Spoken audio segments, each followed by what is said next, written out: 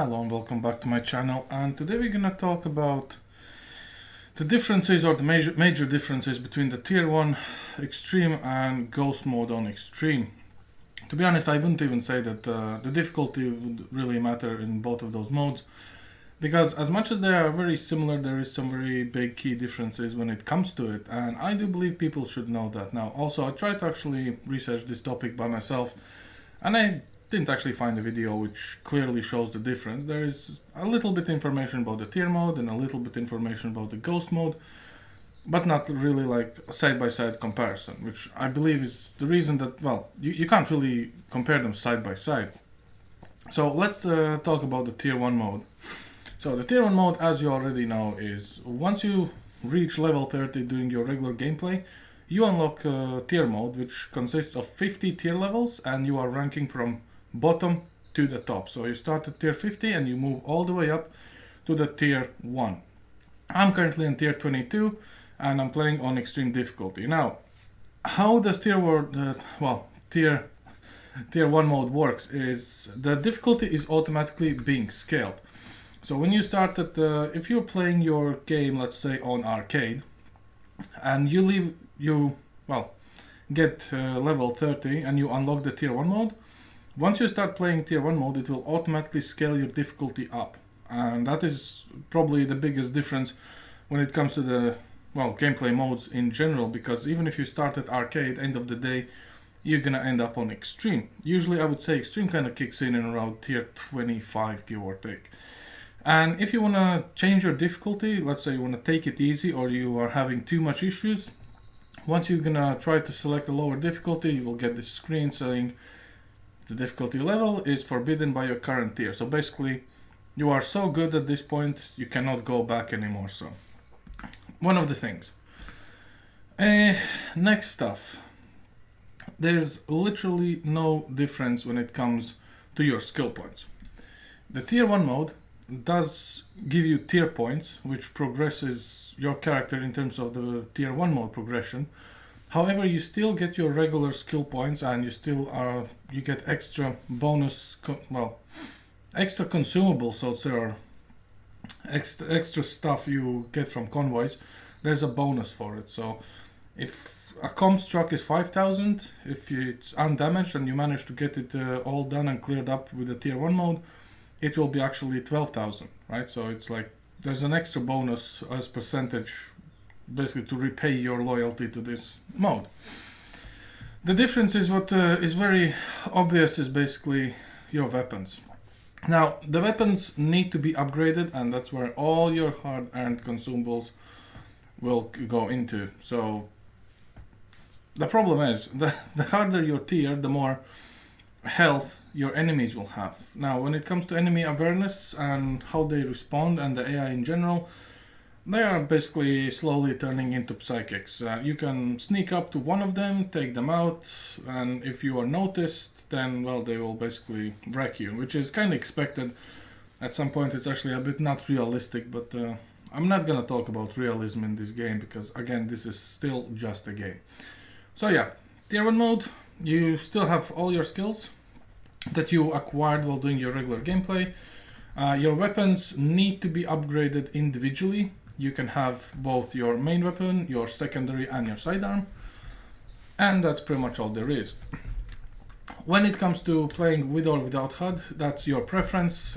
Just for demonstration purposes, I'm gonna show you one thing that apparently some people didn't know, or they simply are assuming it's a common knowledge.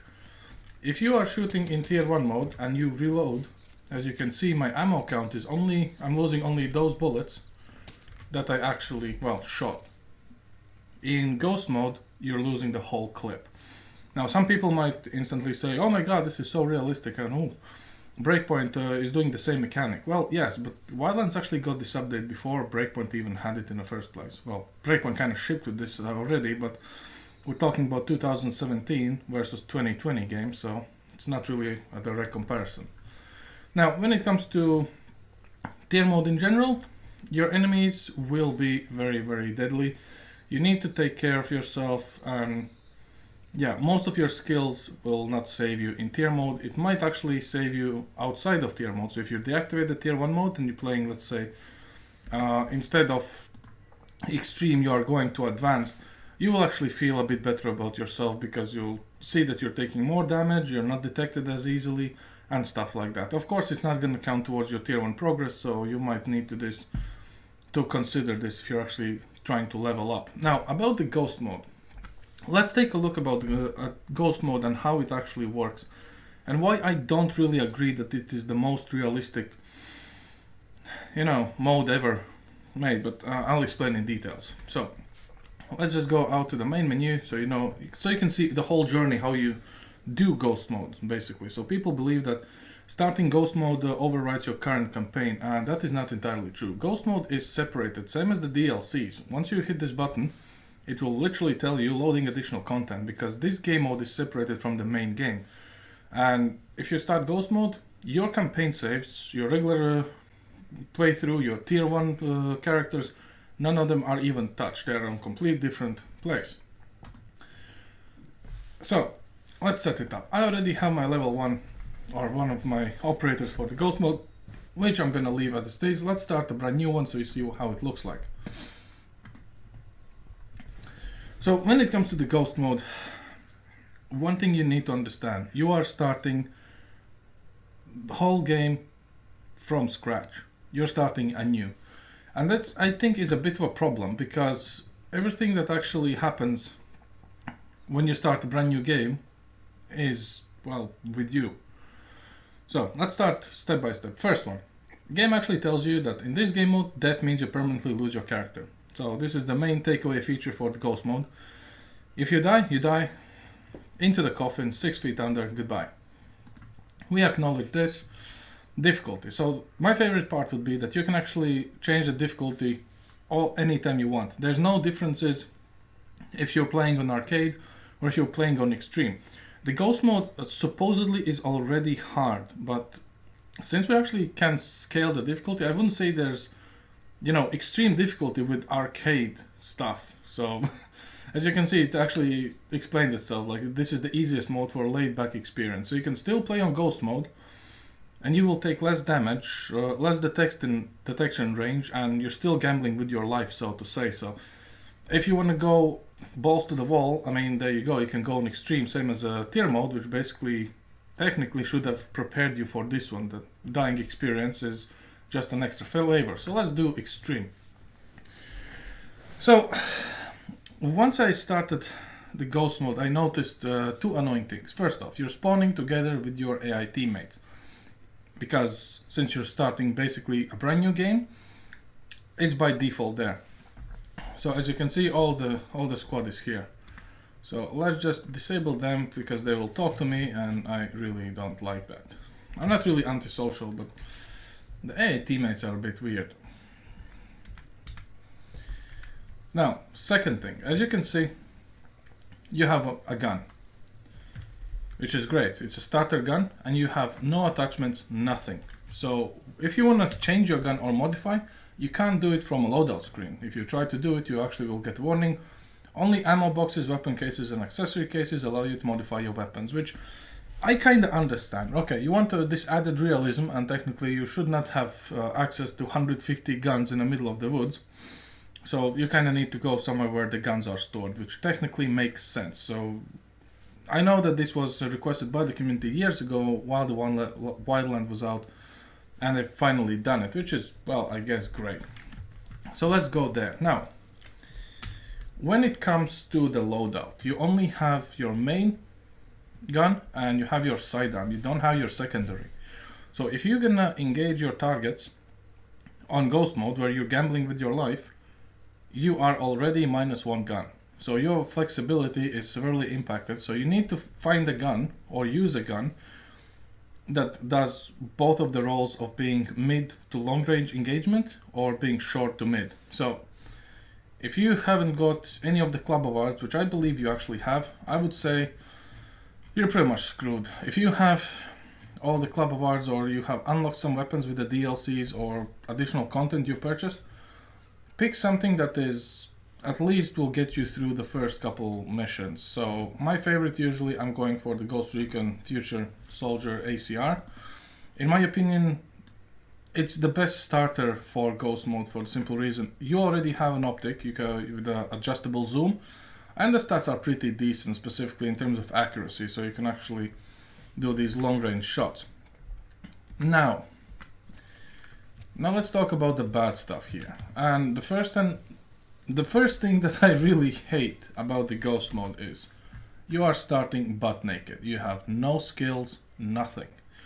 So this mode, actually, if you start playing on extreme, which is pretty masochistic, you are starting with almost no guns, or only basically 2 guns. I'm not really considering handgun as a gun because it's only good for, well, I would say up to 100 meters. It really depends on the gun and your skills, but you don't have any skills to actually back your shooting experience up. You see, you don't have anything as stable aim.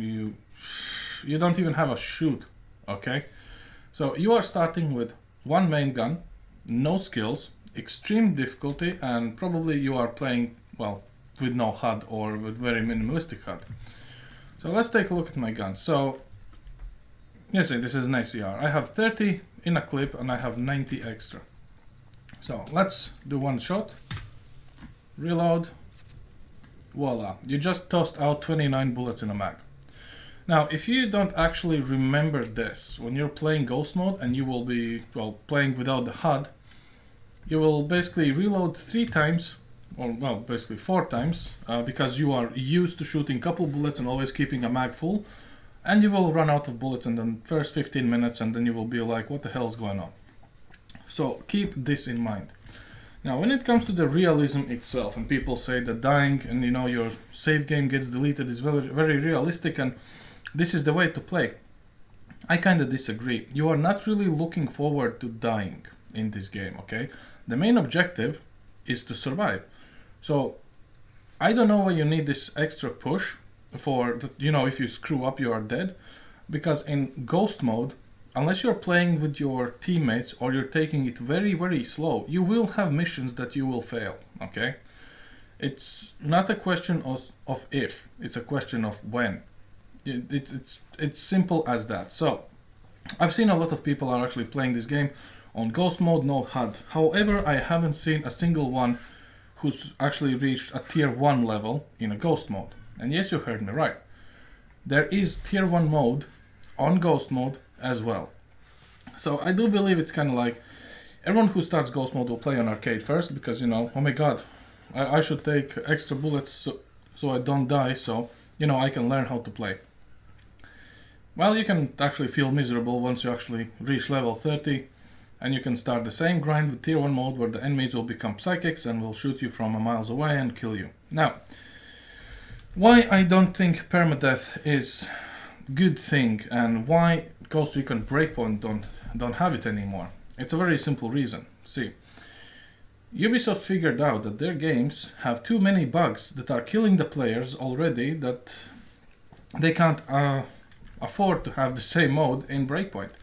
And by bugs I mean, that if you fly a plane or a chopper and if you jump out, sometimes the plane or the chopper will actually kind of fall on your head mid-air and kill you. So imagine this happening in a Ghost mode, that you are actually jumping out of the helo to silently infiltrate the unit at base, and you get killed mid-air with your own helo because you banked right or left or for whatever reason. And 50 hours of your game progress is gone. This is not a joke, this has happened before. The same goes for motorcycles, because if you are hitting a pixel on high speed, your character will fly off the motorcycle, and if there's a ditch, he's gonna die. So again, your 25-hour progress is gone because, well, the motorcycle found a pixel that was not finished on a weird cliff edge where no one actually usually goes. So these are the things to actually keep in mind. In regards everything else, I don't know.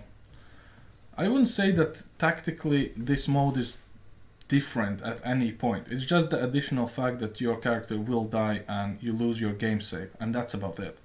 So what to take away from all this comparison is basically, if you want to have fun with your friends, to actually get better, to polish your skills, play it on tier 1 mode, extreme, hard, no hard, it's up to you. Because if you fail a mission, or you fail to infiltrate the base, or you fail to secure an HVT, you will die, you will restart, you will get your shit together, make a new plan, and you will go and you will get better.